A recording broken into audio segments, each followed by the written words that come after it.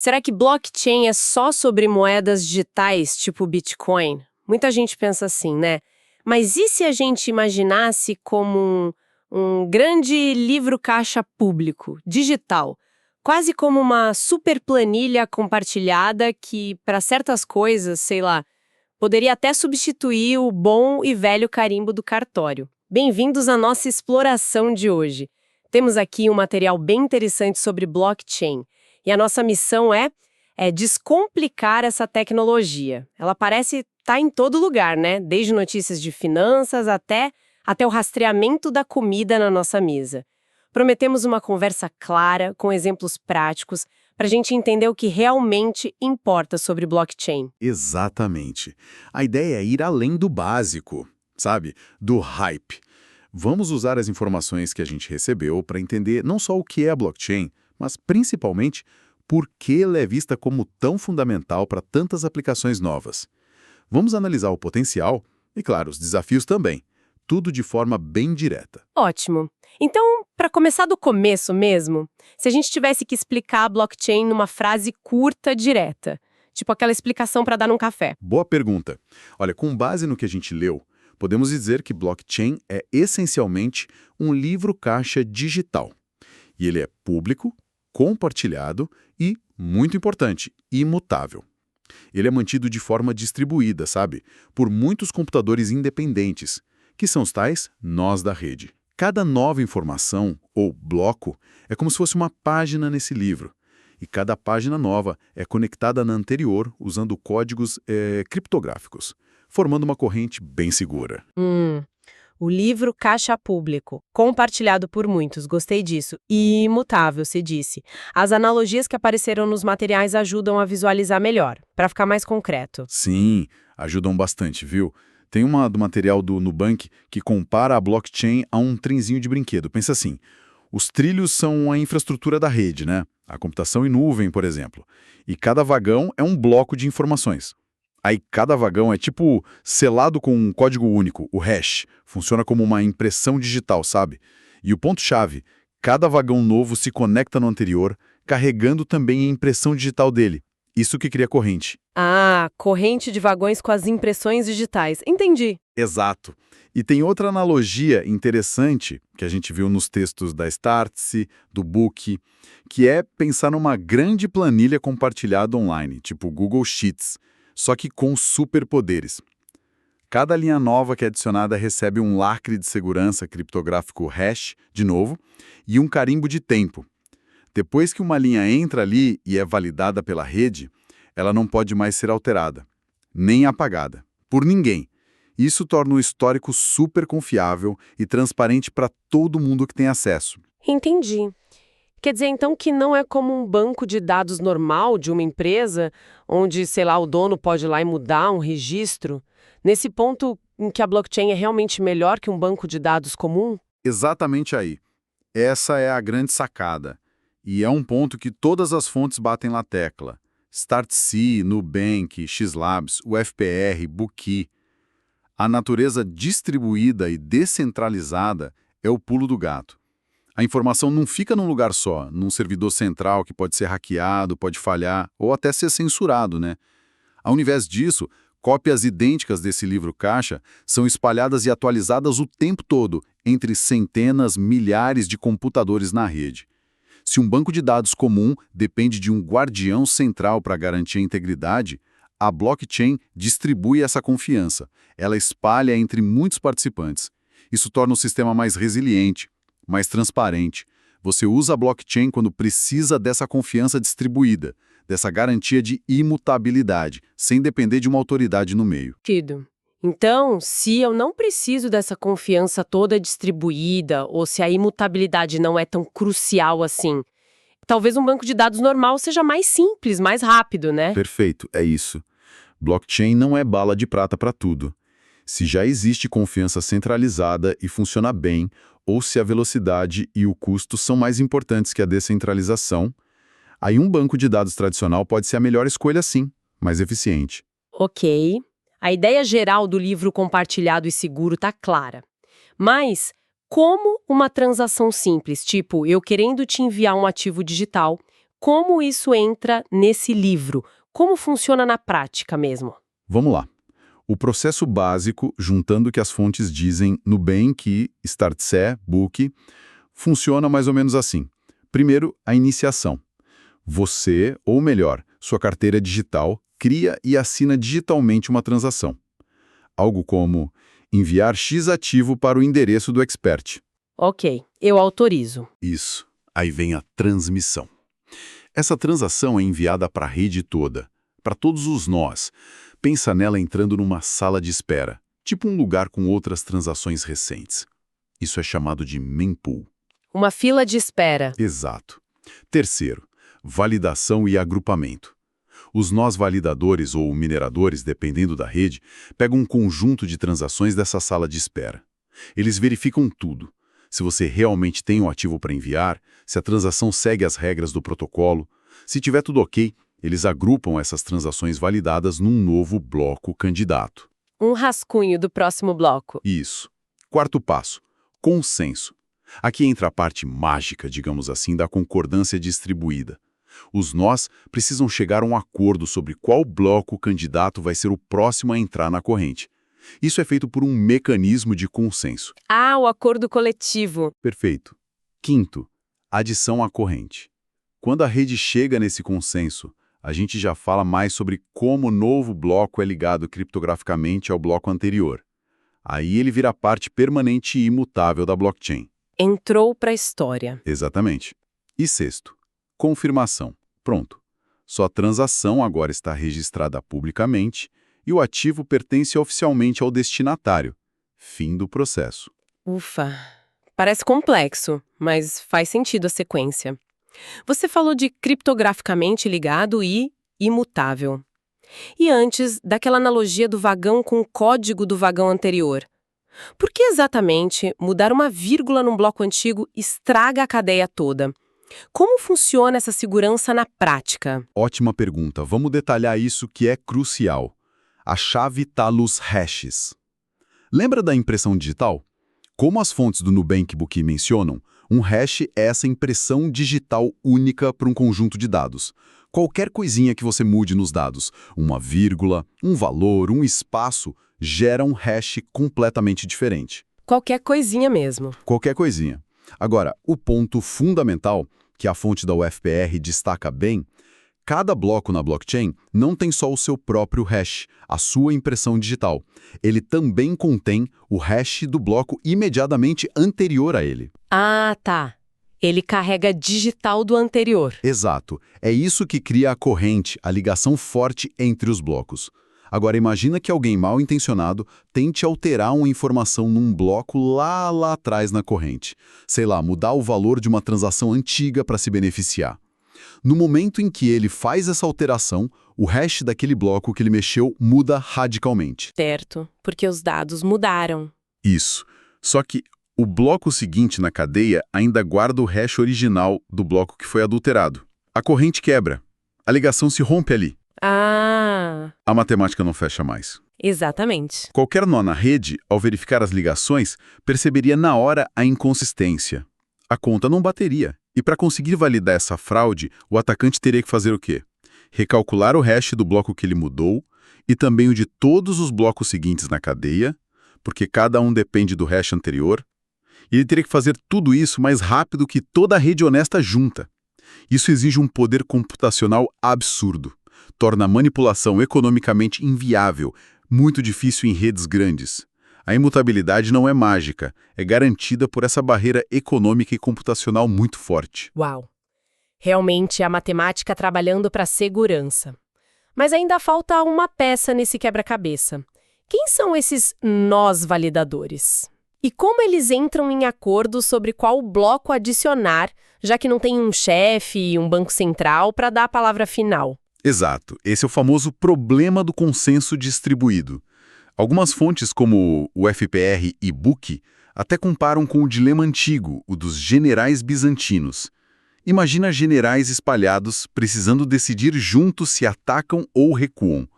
Como confiar que todos vão seguir o plano se pode ter traidor no meio ou a comunicação falhar?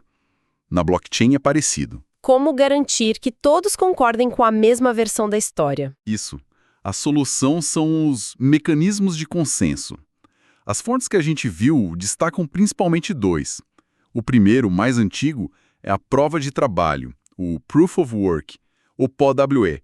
O Bitcoin usa esse, por exemplo. Nele, tem uns nós especiais, os mineradores que competem para resolver um problema matemático super complexo. É tipo uma corrida computacional bem intensa. Com quebra-cabeça gigante. Exato. O primeiro que acha a solução prova que fez o trabalho, aí ele valida um novo bloco de transações, adiciona na corrente e é recompensado por isso, geralmente com novas moedas e taxas das transações daquele bloco. O lado negativo que todo mundo fala é que isso gasta muita energia elétrica e exige máquinas super potentes. Gera críticas ambientais e de custo, né? Sim, já ouvi falar bastante disso. E o outro? O outro, que tem ganhado muita força, é a prova de participação, Proof of Stake, ou POS. Aqui a lógica é bem diferente.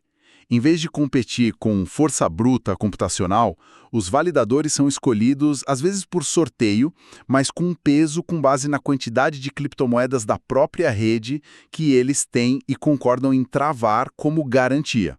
É o stake. Ah, eles colocam o dinheiro deles em jogo, digamos assim? Basicamente isso. Se eles tentarem fraudar a rede, eles podem perder essa garantia. É como dizer, olha, eu tenho tanto investido aqui que meu interesse é manter a rede segura, não vou trapacear. Geralmente, o POS gasta muito menos energia que o POW. É considerado mais sustentável. O Ethereum, por exemplo, que é a segunda maior cripto, migrou do POW para o POS. Entendi a diferença básica. Um queima energia para provar o trabalho, o outro aposta as próprias moedas para provar que está falando sério. Faz sentido.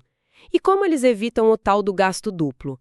Tipo, eu tentar gastar a mesma moeda digital 2 vezes. Tenta explicar isso como se eu tivesse, sei lá, 10 anos. Boa. Vamos lá. Imagina que você tem uma figurinha super rara, daquelas brilhantes. Você só tem uma, certo? Certo. Você não pode dar essa mesma figurinha para 2 amigos ao mesmo tempo, pode? Se você der para o João, não pode dar a mesma para o Pedro depois.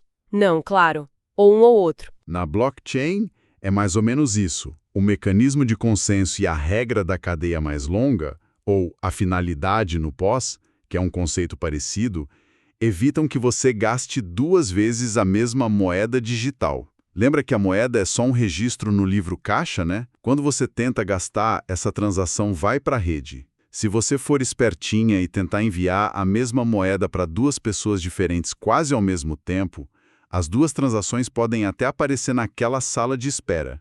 Mas na hora de validar e colocar num bloco, os nós que seguem as regras só vão aceitar uma delas como válida. Geralmente, a que for confirmada primeiro na cadeia que a maioria da rede concorda que é oficial. Ah! A outra tentativa vai ser simplesmente rejeitada e ignorada. É como se a rede inteira visse você tentando dar a mesma figurinha rara para os 2 amigos e dissesse: opa, peraí, só vale a primeira vez que você deu. Isso garante que cada moeda digital só possa ser gasta uma única vez, como a sua figurinha rara. Perfeito. A analogia da figurinha funcionou aqui. Ótimo. Falamos de transações, blocos, consenso. Mas como eu, como usuária, guardo meus ativos digitais nessa rede? Onde eles ficam fisicamente? Ou não ficam? Ótima pergunta. Na verdade, os ativos em si, bitcoins, tokens, o que for, eles não ficam guardados num lugar físico, como dinheiro na carteira. Eles existem só como registros naquele livro caixa distribuído, a blockchain. O que você realmente guarda e controla são as chaves criptográficas. São elas que provam que você é a dona daqueles registros e te dão o poder de movimentá-los. Chaves. Como as de um cofre. Exato. As fontes, Book, UFPR, Nubank, explicam bem isso. Funciona com um par de chaves, a chave pública e a chave privada. Pensa na chave pública como o endereço da sua casa, ou o número da sua conta bancária. Ou, na analogia do cofre, é o cadeado visível do lado de fora. Você pode e deve compartilhar esse endereço com qualquer pessoa para ela te enviar ativos digitais. É público mesmo. Ok, o endereço para receber. Isso. Já a chave privada, Essa é a chave física que abre a porta da sua casa, a senha do seu banco ou a chave que abre o cadeado do cofre. Ela é secreta, super secreta, só você deve ter acesso. É essa chave privada que você usa para assinar digitalmente as transações, provando para a rede que é você mesma quem está autorizando tirar fundos daquele endereço público. Entendi. Endereço público para receber, chave secreta para gastar. Quem tem a chave privada manda nos ativos. Ponto final. E onde eu guardo essas chaves tão importantes com segurança? No bolso? Acho que não, né? Definitivamente não. Você as guarda em carteiras digitais, as Digital Wallets, como detalham as fontes da UFPR e do Buquê. E um ponto importante, a carteira não armazena as moedas em si, ela armazena suas chaves, a pública e a privada. Existem basicamente dois tipos principais de carteira, as Hot Wallets ou carteiras quentes. Geralmente são softwares, aplicativos de celular ou extensões de navegador. Elas ficam conectadas à internet, são mais práticas para o dia a dia, para fazer transações rápidas, mas, por estarem online, são potencialmente mais vulneráveis a ataques, a hacks, malwares. O risco é maior por estarem conectadas. Exato. E tem as Cold Wallets, ou carteiras frias. Essas são dispositivos físicos, parecem os pendrives especiais, sabe? São chamadas de hardware wallets. Ou pode ser até um pedaço de papel com as chaves impressas, a Paper Wallet. A grande vantagem é que elas mantêm suas chaves privadas totalmente offline, desconectadas da internet. São consideradas a opção mais segura para guardar valores maiores ou para quem pensa em guardar a longo prazo, o famoso HODL. Reduzem muito o risco de roubo online. Hot para usar, cold para guardar, entendi. Isso. E tem outra distinção crucial que as fontes trazem, que é entre carteiras custodiais e de autocustódia. Parece complicado, mas é simples. Nas custodiais, um terceiro, geralmente uma corretora de criptomoedas, uma exchange, guarda suas chaves privadas para você. É como deixar o dinheiro no banco. A corretora cuida da chave. Exato. A vantagem é a conveniência. Se você esquecer a senha do site deles, eles geralmente conseguem te ajudar a recuperar o acesso. A desvantagem é, você precisa confiar totalmente neles, porque tecnicamente são eles que controlam seus fundos, não você. Se a corretora for hackeada, falir, você pode perder tudo. Tem aquele ditado no meio cripto, not your keys, not your coins. Se não são suas chaves, não são suas moedas. Nossa, pesado isso. E a outra? A outra é a de autocustódia, ou não custodial. Aqui, você é a única responsável por guardar suas chaves privadas. Geralmente, quando você cria uma carteira dessas, o sistema te dá uma sequência de 12 ou 24 palavras. É a seed phrase, ou frase semente. Já ouvi falar disso. Ela funciona como um backup mestre para todas as suas chaves naquela carteira. Com a autocustódia, você tem controle total, soberania sobre seus fundos. Ninguém pode bloquear ou tirar seus ativos sem a sua chave. A desvantagem: a responsabilidade pela segurança é inteiramente sua. Se você perder sua chave privada, ou pior, sua seed phrase, já era. Ninguém no mundo pode te ajudar a recuperar seus ativos. Eles ficam perdidos para sempre na blockchain. Nossa, essa parte da autocustódia realmente dá um frio na espinha. Quer dizer, parece que o maior erro que um iniciante pode cometer é justamente não cuidar direito dessa chave privada da seed phrase, certo? Vacilar com isso. Com toda certeza. É o ponto mais crítico para a segurança do usuário individual em carteiras de autocustódia. Várias fontes falam disso quando mencionam os riscos. Book, UFPR, Nubank, Xlabs. Perder a seed phrase. Ou pior, deixar alguém ver ou roubar, tipo, anotar no computador, tirar foto e salvar na nuvem. Ou cair naqueles golpes de phishing, que pedem a frase. São os jeitos mais comuns de perder os fundos para sempre. A segurança aqui é 100% responsabilidade do usuário. Não tem para quem ligar. Entendido. Recado dado. Cuidado extremo com as chaves e a seed phrase. Ok, a tecnologia por trás, com chaves, consenso, blocos encadeados, é fascinante, realmente. Mas vamos sair um pouco da teoria do Bitcoin. Onde mais essa tecnologia de livro-caixa distribuído está sendo usada de forma prática? Onde ela realmente faz diferença no mundo real, segundo o material que a gente analisou? Tem exemplos concretos? Tem sim. E muitos. As fontes que a gente tem, StartSS, o FPR, Book, Xlabs, mostram um leque bem amplo de aplicações. A ideia é explorar justamente os benefícios da confiança, da transparência, da segurança da blockchain em várias áreas diferentes. Vamos ver alguns exemplos para ficar mais fácil de visualizar. Primeiro, transferências e pagamentos. Além do Bitcoin, que nasceu para isso, a tecnologia permite enviar valores para o exterior de forma bem mais rápida e barata, muitas vezes em minutos, a qualquer hora do dia, qualquer dia da semana, sem depender de banco, de horário bancário e de taxa de câmbio alta. Tipo, como eu mandaria R$ 50 para fora do país hoje usando isso? Olha, um jeito fácil seria usar uma stablecoin, que é uma criptomoeda que tenta manter o valor estável, tipo pareado com dólar ou real. Você compraria essa stablecoin numa corretora, mandaria para sua carteira de autocustódia e de lá enviaria para o endereço da carteira da pessoa no outro país. A transação é confirmada na blockchain em minutos, geralmente com custo baixo, bem mais ágil que o sistema tradicional para valores pequenos. Interessante. Que mais? Rastreabilidade, na cadeia de suprimentos. Isso é muito forte para garantir de onde veio um produto, se ele é autêntico. A StatSci menciona exemplos bem legais. O Carrefour aqui no Brasil mesmo, usando QR Codes em embalagens de carne suína. Você escaneia com o celular e vê toda a jornada do produto registrada na blockchain. Lote, fazenda, transporte. Nossa, que legal. Ver a história do alimento. Exato. E tem outros casos. Rastreamento de frangos nos Estados Unidos, de grãos de café pela Great Lakes Coffee, para garantir comércio justo, e até um projeto grande da IBM com a Merck e o Walmart para rastrear medicamentos. Isso ajuda a combater falsificação na indústria farmacêutica, que é um problema sério. Você escaneia a caixa e tem certeza que o remédio é original. Isso é muito útil mesmo. Próximo. Prova de autoria e tempo, o tal do timestamping. Quer provar que você criou uma música, um texto, uma foto, um design em determinada data e hora. Registrar um hash dessa sua criação na blockchain cria um carimbo de tempo imutável.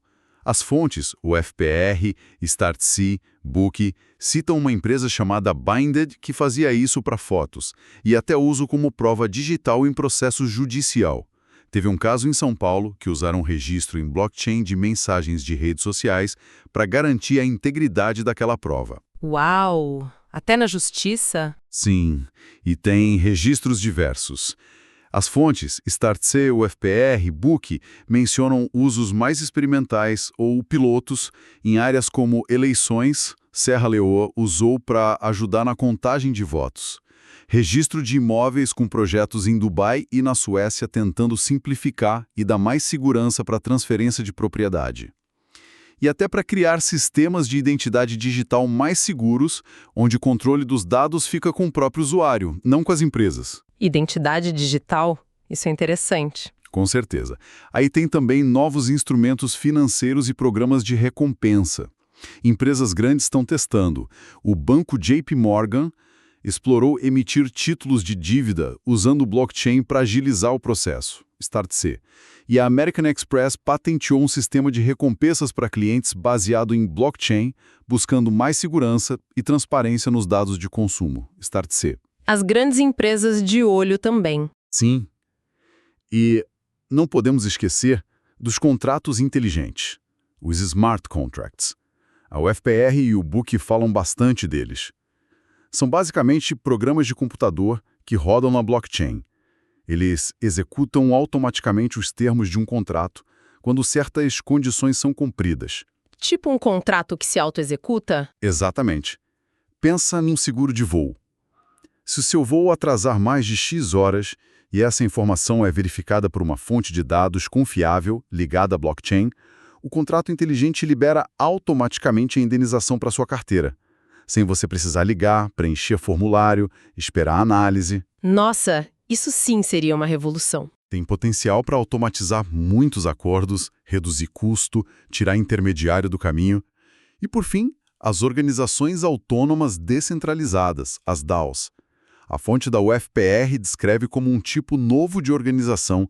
Elas são gerenciadas por regras escritas em código na blockchain e as decisões importantes são tomadas pelos membros, geralmente quem tem os tokens da DAO, através de votação registrada na rede. A ideia é ter mais transparência, gestão mais coletiva, mas ainda é um modelo bem novo, em desenvolvimento, com desafios próprios de governança. Realmente, as aplicações vão muito, muito além do dinheiro digital. É impressionante o leque de possibilidades. Mas, como tudo na vida, né, não deve ser perfeito. Parece incrível, mas quais são as pedras no sapato? Os desafios, os riscos, talvez até alguns mitos? Quando não se deve usar blockchain, o que as fontes apontam? Exatamente. É fundamental ter essa visão crítica equilibrada. Não é só maravilha. As fontes apontam várias limitações e riscos importantes que a gente precisa considerar. Primeiro, complexidade e usabilidade. O Buquet aponta isso bem. Para quem está começando, a tecnologia ainda pode ser bem complexa de entender e usar com segurança.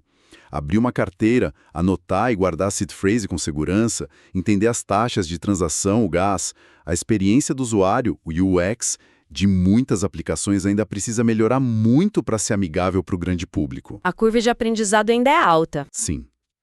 Segundo, segurança do usuário e risco de perda. A gente já falou bastante do risco de perder as chaves privadas na autocustódia, né? Que significa perder os ativos para sempre. Isso é destacado por todas as fontes que falam de risco. Book, UFPR, Nubank, Xlabs. E além disso, os usuários estão muito vulneráveis a golpes de phishing, aqueles sites falsos que imitam os originais para roubar suas chaves ou seed phrase, e a malwares no computador ou celular. E é importante notar, como o Nubank ressalta, que a maioria dos roubos acontece na ponta do usuário ou em falhas de segurança de intermediários, como as corretoras. Não é a blockchain em si sendo quebrada, geralmente. A falha costuma ser humana ou na interface. Exato. Terceiro ponto. Escalabilidade e velocidade. Muitas redes blockchain, principalmente as públicas que usam Proof of Work, como o Bitcoin, processam um número bem limitado de transações por segundo. Compara as poucas transações do Bitcoin com as milhares que a Visa processa no mesmo tempo. Isso pode gerar o quê? Congestionamento na rede. Quando tem muita gente querendo usar ao mesmo tempo, as taxas para sua transação ser incluída num bloco sobem muito, as gas fees ficam caras e o tempo para confirmar a transação aumenta.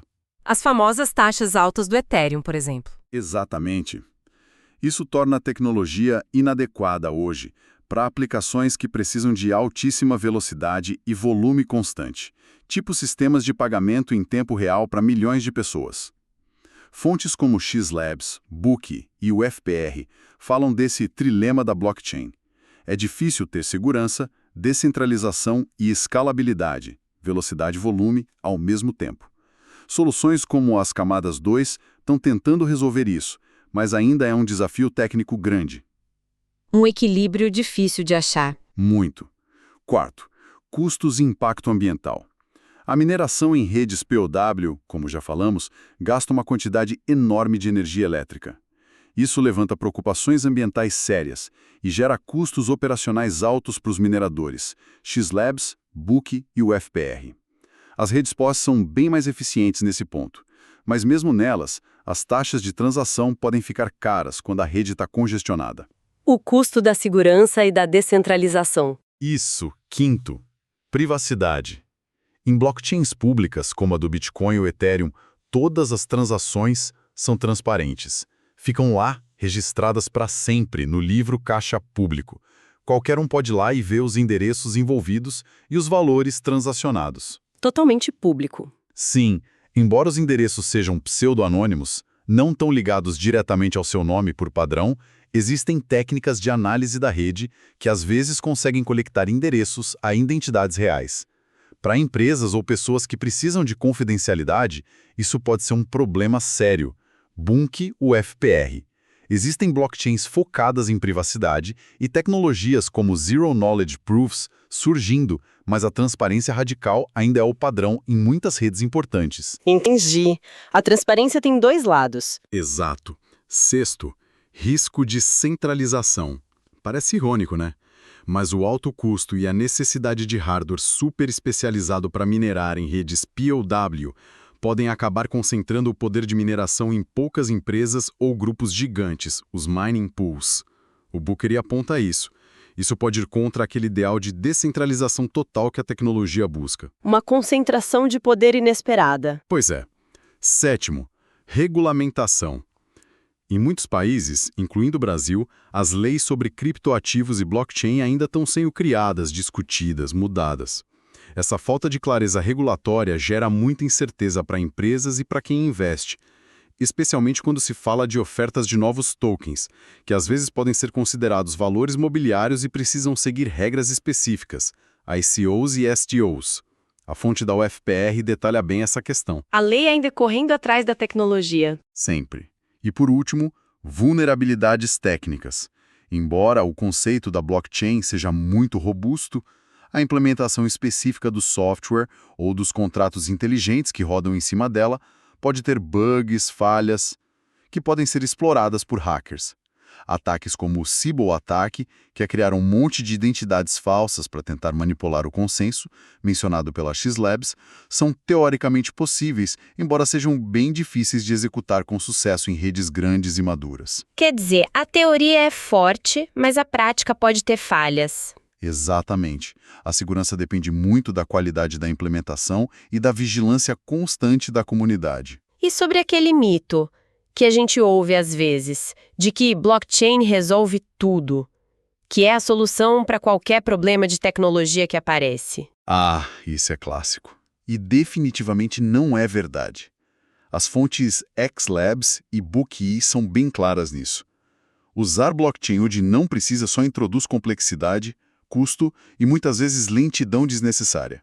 A pergunta-chave que qualquer projeto ou empresa tem que se fazer antes de sair usando blockchain é: o problema que eu estou tentando resolver realmente precisa de um registro distribuído, imutável e que funcione sem uma autoridade central confiável?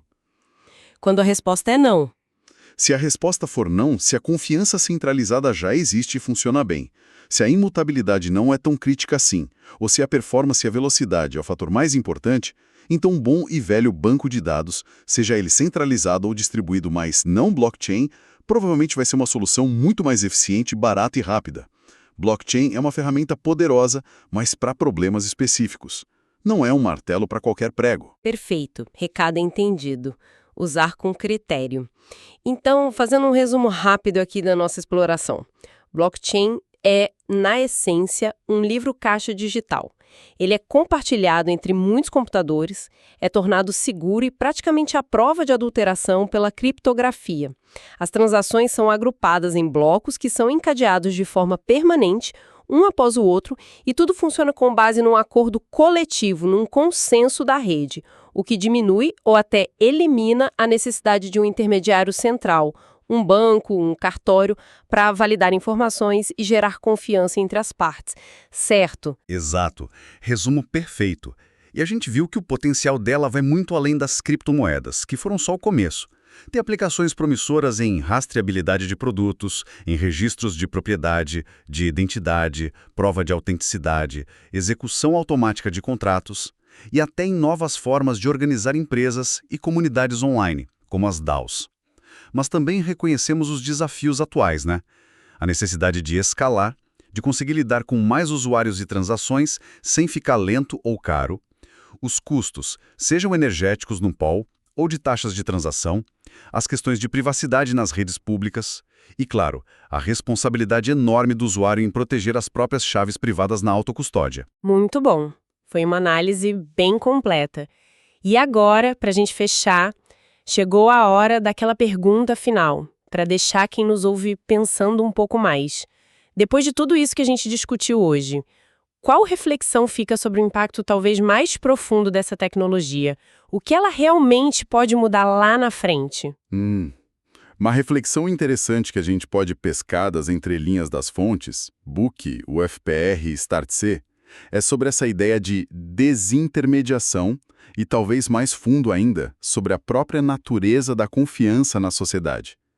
A blockchain permite, pelo menos em teoria, que pessoas e empresas interajam diretamente ponto a ponto, né? Isso pode remover ou mudar radicalmente o papel de intermediários tradicionais que a gente conhece hoje em muitas áreas: bancos, cartórios, plataformas de conteúdo, redes sociais. A confiança saindo das instituições e indo para o código. Exatamente essa a provocação. A questão que fica para a gente refletir é, à medida que a gente começa a deslocar nossa confiança de instituições humanas, legais, centralizadas, para protocolos de software, para algoritmos, para redes distribuídas. Que tipo de novas estruturas sociais, econômicas e até de poder podem surgir disso?